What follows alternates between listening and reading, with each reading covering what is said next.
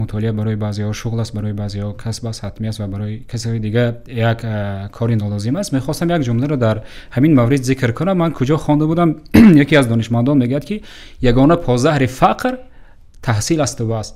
یعنی ما مطالعه و علم آموختن این یگانه وسیله برآمدن از مشکلات چه اقتصادی باشد چه اجتماعی باشد و دیگر مشکلات دیگر همین مطالعه است. خیلی جالب. به گفته بزرگایی که خودشان کتاب نوشتند و خودشان کتاب خواندند. هر جوانان ما عین حال انا هدف ندارند.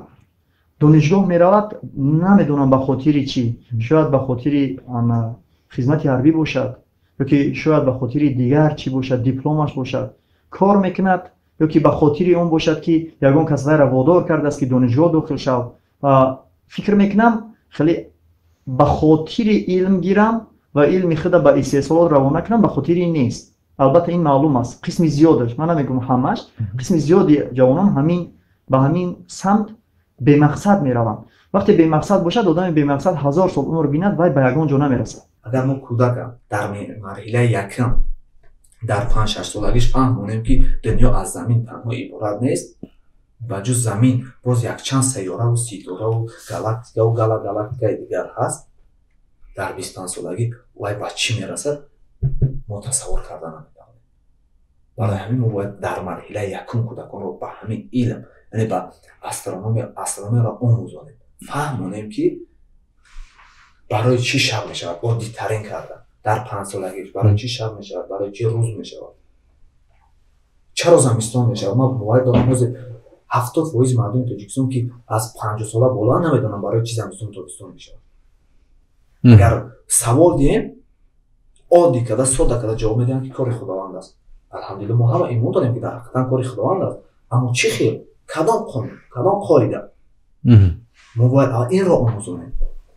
ببین خداوند در قرآن گفته است که من هیچ چیزی بیرون از تفکر انسان خلق نکردم، یعنی هیچ چیزی در کیهان در دنیای انسان نساختم، یعنی در فکر انسان نآوردم که انسان را درک کرده نکنه. پس اگر ما همه چیزی کیهان را درک کرده توانیم، پس برای چی اون رو درک کرده نمیتونیم که برای چی زمستان و تابستان میشه، برای چی شب و روز دراز میشه و کوتاه میشه، برای چی در یک منطقه 6 ماه شب میشه در منطقه دیگر 6 ماه. ما اگر همه چیزی که قابلیت درک کردن داشته باشیم، پس برای چی انسان ما این 70% اهالی ما این درک کردن نمیتونن، یا برای چی در تصور خودشون جا کردن نمیتونن که ستاره است، گالاکتیکا است، سیاره است، دیگر از زمین بیرون یک حدود بی‌نهایت وسیع به آخر است. پس برای چی از تصور نمیتونیم؟ این که ما را الله امر کرد که ما قابلیت درک داریم.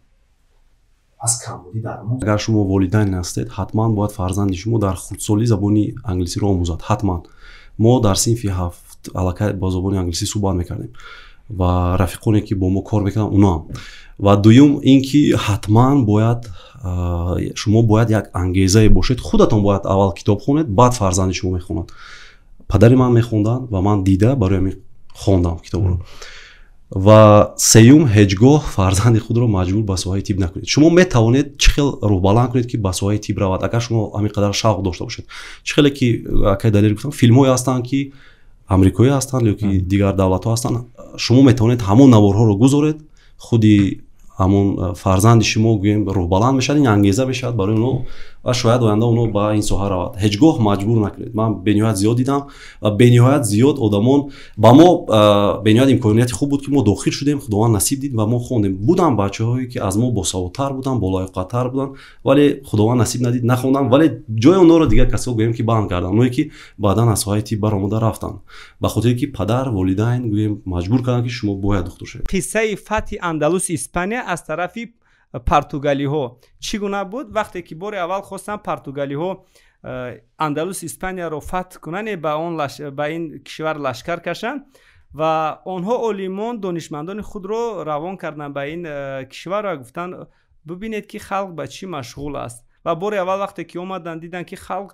جوانان به خواندن به علم مشغولن و علیمان به خلاصه اومدن که حالا وقتی لشکر کشیدن نیست، زیرا که خلق بیدار است، خلق اسوده این کار به خوبی میبراید، یعنی ما شکست میخوریم و کمی انتظار شدن. وقت یک بعد از چی قدر وقت فاصله وقت آنها دویونباره روان کردن علمان و دانشمندان و حالا هم در بین جمعیت دیدن که آدمان روشن فکر وجود دارن که دایر به علم و فرهنگ صحبت میکنن. حالا هم گفتن انتظار شوید. وقتی که بار سوم آمدن و هنگامی که در دروازه شهر وارد دروازه شهر شدن، دیدن جوان در زمین نشسته و گریه میکند و پرسیدن ای جوان برای چی گریه میکنی؟ و جوان پاسخ داد که مرا معشوقم ترک کرد.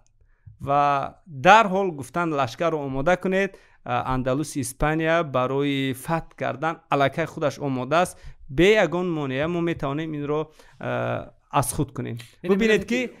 ببینید که در اینجا همش از حساب علم است. دیدن که علم فرهنگ پس رفت، الکی این دولت و ملت خودش الکی به نشی و شکست اوجه چی شد؟ مقصد آماده شد. یعنی جامعه که علم ندارد، دانش ندارد، فرهنگ ندارد، قدرت ندارد دیگر، نه قدرت استقلالیت دارد، نه قدرت فکری دارد، نه قدرت تحلیل دارد و این جامعه میتوند بدون هیچ جنگ هم شکست بخورد. هیچ کس گذشته رو نمیپرسد، حاضر و آینده رو میپرسد که تو چیکار میکنی و برای این هرچی بیشتر این گونه ساحه رو ترغیب و دستگیری کردن لازم است.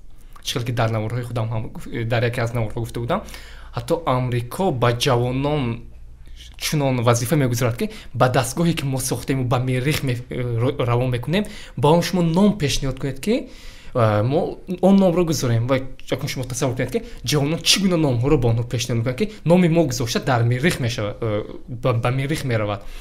البته ما این کارو کار نمیتونیم، لیکن به همین مونان کارو میتونیم پلانتر رو زیاد کنیم که شوق جوانان بسیارتر کنند، این گونه استرا اکسکورسیو ها رو زیادتر کنیم و برای آینده آنها یک راه کشید دهیم که آن را آینده خود رو در این سمت درخشان بینند. این چیزی رو نسبت به من آدمانی باز کمتر خوب در میفهمن، من به نظر خود رو گذاشته نمیتونم، لیکن راه های این سمت رو وسیع‌تر کنیم که یک آینده درخشان خود رو دیده توانند که نشود که با این سمت آینده نداریم، ما اویلام رو تامین کرد نمیتونم، فایده ندارد. نه، ما از کیهان آمدیم با کیهان میرویم. این معنی خیلی چکور دارد، با من روی راست نفهمند تماشابینان این رو تاکید کرد میگذارم. بعد باز یک چیز، همه وقت سوال دادن را آموزید یا به همه چیز شبهه برید. اون چیزی که شما فهمیدید از نوارهای من هم از دیگری هم میشنوید، یگانه به خود قبول نکنید، سوال گذارید که برای چی چنین است، برای چی این خیلی شده است، برای چی اون خیلی و این خیلی است. البته سوال گذاری را باید آموزید، فکر کردن را آموزید، به سمت علم، به سمت دانش روی بیاوریم. نو بس از اینکه ما در کدام وضعیت هستیم، در کدام شرایط هستیم. من فکر میکنم که علم، دانش، آگاهی هیچ وقت در هیچ مرحله تاریخی بر ضرر انسان تمام نشده است. چرا؟ چون همه بزرگان عالم به این اعتراف رسیدن که علم قدرت است، دانش قدرت است. هر کسی که آگاهی دارد، هر کسی که میداند، او آرامتر، خوبتر و زیباتر زندگی خواهد کرد.